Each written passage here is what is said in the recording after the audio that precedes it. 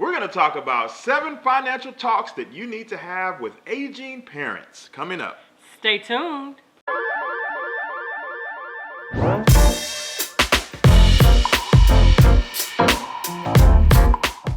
Welcome back to an all-new edition of the Sunday Night Sit-Down with America's #1 money couple. I'm Tyler. And I'm Ty, and we're from hisandhermoney.com, where we're managing money, marriage, and everything in between. Well, guys, we wanted to bring these 7 financial talks that you should be having with your aging parents because it is so important that you are having the conversations. Now, some of the financial talks that we're going to bring to you guys definitely can be applicable to yourselves, but it is so important that you're definitely having these key conversations with your aging parents. Now, keep in mind, we are not attorneys, so you definitely want to make sure that you consult your own personal attorney to make sure that everything fits for you and your family as well as your parents. All right, guys, this is something that we actually did about 5 years ago. I remember that we had the discussion. We said, hey, our parents are getting older. To us, they're actually young, right? And nobody ever wants to think about the thought of, one day our parents leaving us. But the reality is that can definitely happen. And so we had the conversation. I remember we actually talked to your parents first. It was 5 years ago. I remember I was a little nervous. We were sitting in the living room. You don't know how your parents are going because to. You don't know. That fear can cause you to not have the conversation because you're gonna be like, oh, they're gonna not want to have this talk. Right. I don't want to have this talk. Oh, just forget it. Right. Don't fall for that trap. These talks must take place. Please don't, you all. It's so important. If you have to send them this video so we can do all the talking, do that. That's so important. Let me tell you something. We are America's #1 money couple, and we get rejected as well too sometimes, and you may be shocked to know that everybody doesn't always take our financial advice, but it is so important that at least we know that we want to give it, especially to the ones that we love most. And so we did that about 5 years ago. We sat down with your parents first, and I remember it went over well. It went very smoothly. As a matter of fact, they were very, very receptive. They basically said, okay, Ty and Tyler, we trust you guys. Whatever you think, let's get it done. And so we actually had someone come in and they actually talked to them, and we actually had their wills and things like that drawn up. And we also talked about the 7 talks that we're going to also share with you on today. And we also talked to my parents as well too. And you know what, guys, we're still having a conversation, even 5 years later, just making sure, hey, is everything still on track? Is there anything new that we need to know? Make sure that you keep us involved on all fronts. And so we want to make sure that you guys take this information and please take it seriously. So please take notes and let's get started. The first talk is all about the will. It's important that your parents have a will in place so that all of the assets that they have to their name are properly distributed to the people that they would like it given to. Because without a will, all their possessions and belongings go into probate, and those who are seeking to get those things have to go through the legal system, and sometimes that gets a little drawn out and you're not able to get those things from your parents in a timely manner. So the proactive thing to do is to draw up a will. Now, some people say, well, I don't have that much. It's not that necessary for me to draw up a will. It's not like I'm Mr. Rockefeller or something like that. That is insignificant. The point is you have stuff. You have items that are really treasurable. You have funds that you've been saving up through pensions and retirements and stuff like that. It is important that your parents have things in place that specifically outline where they want their things to go. Yeah, and you know what, guys, it goes just beyond just things. It also goes to instructions. Maybe they're going to have specific instructions on how they want to be laid to rest. Maybe they want to have specific instructions on how you carry on, with your life afterwards, just certain requests. I remember our in-laws were having the conversation, and it was important that both of them felt like they were being heard, and they made sure that they made each other's wishes and they put them in writing on paper and with an attorney. So that's definitely important. A will is extremely important. The second and the third financial talk that you should be having with your aging parents is that of durable power of attorneys. Now, there are 2 types. There's also a financial power of attorney, which is talk number 2, and there's also a medical power of attorney, which is talk number 3. Make sure that those state durable. The word durable is actually very, very important because that also means that your parents' wishes, whether medical wishes or financial wishes, go beyond just them being incapacitated. So if they can't think on their own, they can't make decisions on their own, they're medically incapacitated, you can actually take care of their banking affairs, if you need to go into safe deposit boxes, if you need to write checks, even if you need to get a loan, if you need to handle all types of affairs, that goes into your durable financial power of attorney. I was also in the financial sector, and I remember vividly people coming in the bank and stating that their parents, they were still living, but they were unable to access their funds. And we could not allow the children to access those funds if we did not have a durable financial power of attorney, or if they were not on the accounts. We actually recommend going a step further. And this is something that we did with your parents. Go on the accounts with your parents. This is so important. Be a joint owner on their accounts. It is important that your parents know that, hey, we don't want any of their money. We weren't, going into their bank accounts, but at least we're still on the bank accounts. So if we need to access it in emergencies, we can. As a matter of fact, I remember when your father went home to be with the Lord, there was a lot of responsibilities that I personally had to take on. I'm the daughter-in-law, and so it was very important to you that your mother also made sure that I also too was involved a little bit, because if you were working and I needed to help, I was there. Again, the third financial talk that you should also be having is that of a durable medical power of attorney. It works just similar as a financial power of attorney, but it's medical. So, maybe there's certain requests such as life support or any type of medical decisions that need to be made. Those go into your durable medical power of attorney. Talk number 4 is that of life insurance. I know nobody likes to talk about death. Nobody likes to talk about my wishes after I'm gone. But you must have this talk, especially when it comes to life insurance, because the truth is, when you're gone, there are going to be some expenses that come along with that. And you don't want, and I know your parents don't want, but maybe they don't know how to think this through, but they don't want to be a burden to you all financially when they're gone. They want to have things lined up so that when that time comes, there's nothing extra for everybody to worry about. But sometimes our parents just don't know about these things, and life insurance is something that you need to discuss with them. If they have life insurance already, how much coverage do they have? What type of policy is it? Are the beneficiaries that are listed on the policy still accurate? You don't want people listed on there that maybe have already passed themselves, or maybe they're no longer in a relationship with, or maybe they forgot to put anybody down as a beneficiary, and again, it ends up going through the court system. So you want to make sure that if they have a policy in place, that is accurate and that it shows information that is still up to date and current. And if they don't have any life insurance, we need to fix that. We need to find some type of life insurance. We always recommend term life insurance, and a great company that you can use to get a quote for them is Policy Genius. If you go to hisandhermoney.com/policygenius, it's totally free to get a quote. Put all their information in, and they will have multiple quotes from very good insurance companies to help them make the best decision as to which policy to go with. Again, we are talking about financial ramifications, not just for them, but for the generations to come after them. So be sure you discuss life insurance. Yeah, and this is actually a company that we personally work with and that we personally recommend. So we'll make sure that all the links will be in the description box below. But it's also important to note, what if you have a parent that maybe doesn't qualify for life insurance? The reality is there are some circumstances where maybe they don't. Maybe they have a pre-existing medical condition. Maybe they're at an age to where getting insured might be really, really expensive.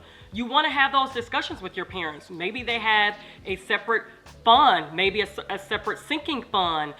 They possibly may have even prepaid their funeral expenses. We're not big fans of prepaid funeral expenses because, in our opinion, we think that it could be a waste of money. You can actually take that money and invest it and actually title it, funeral expenses. But hey, if your parent wants to do that, by all means, let them do it. In my opinion, I would not stop my parents from doing something like that if that was their wishes. It's just important that we have something in place for funeral expenses, because funeral expenses can be extremely, extremely expensive.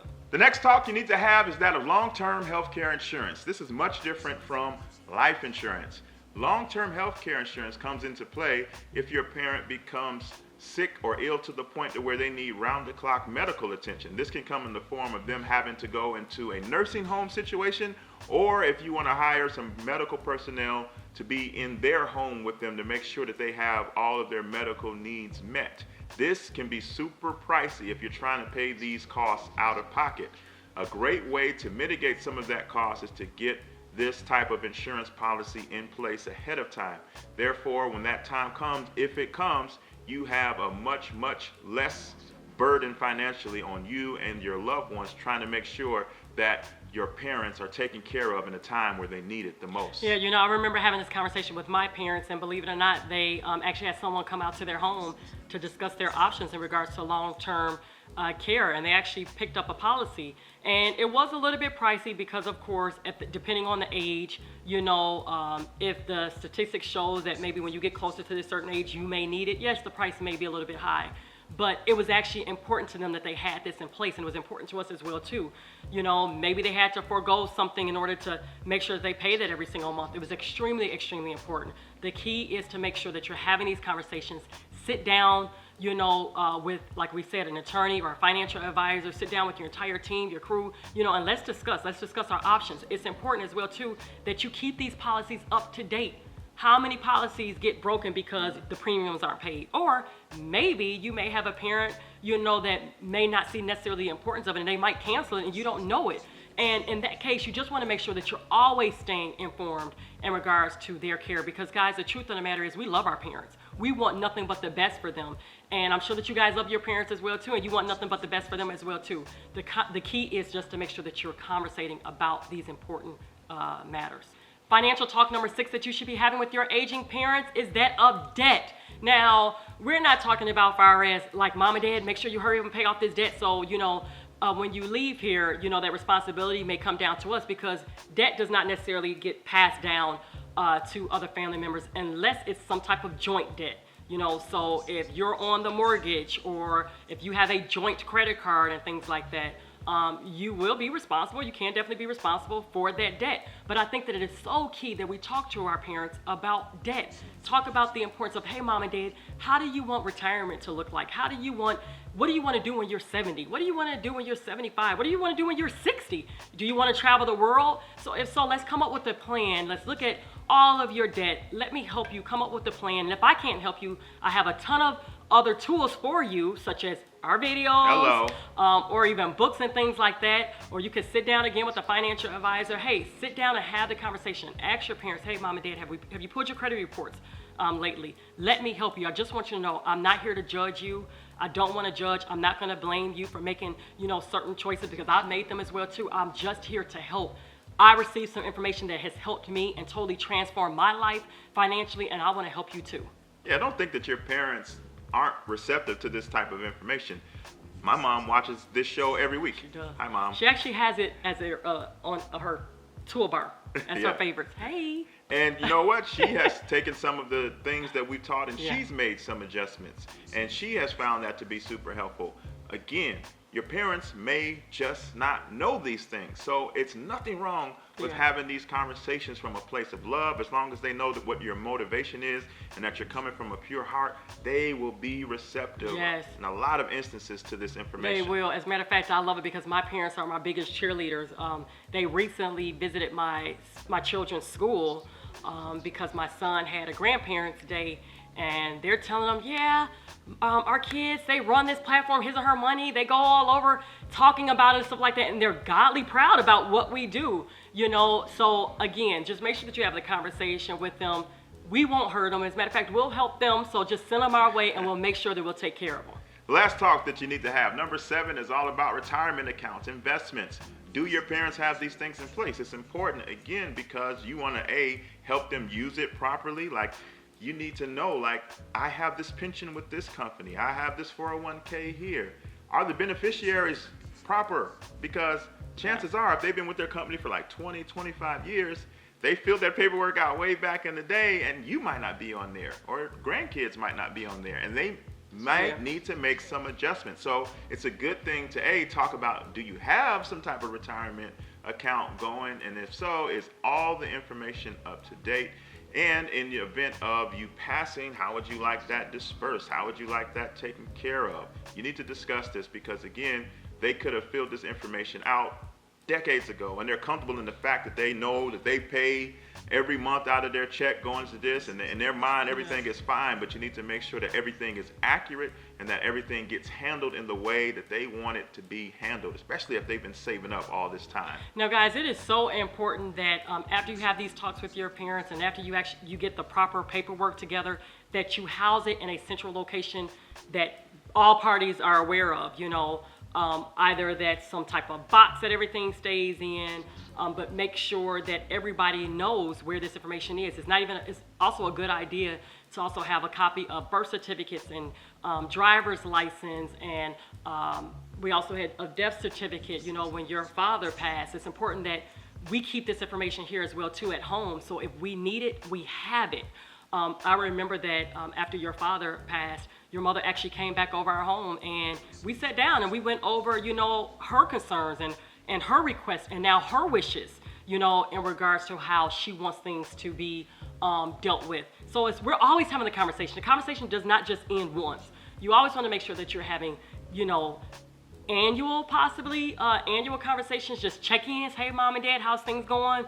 Anything new, or semi-annually, anything new I need to know about? Or hey, mom and dad, I found out this information, I want to share this with you. It's important that not only do you know where this information is, it's also important that you also stay current with all of the information. Don't let fear stop you from having these talks. This is super important.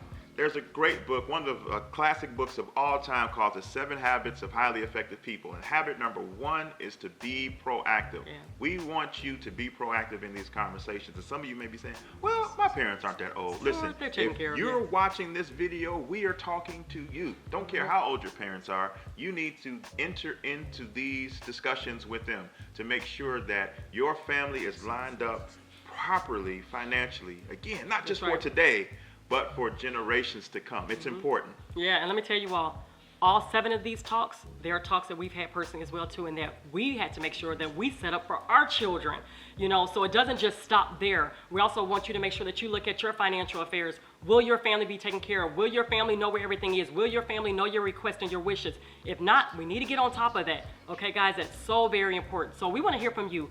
Leave us a comment in the comment section below and let us know.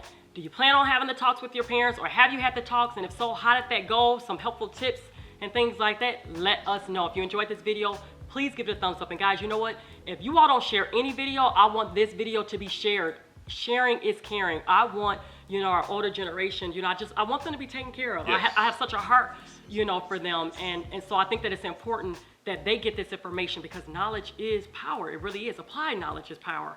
So definitely share this video, share it on Facebook, share it in email, whatever, share it, okay? Don't forget, check us out also at our website at hisandhermoney.com. We have other information there to help you on your journey, and also meet us back here next Sunday night at 7 p.m. Central Standard Time, where you will see the both of us sharing with you. That's all we got for this time, guys. It's been great. Until next time, peace. Bye.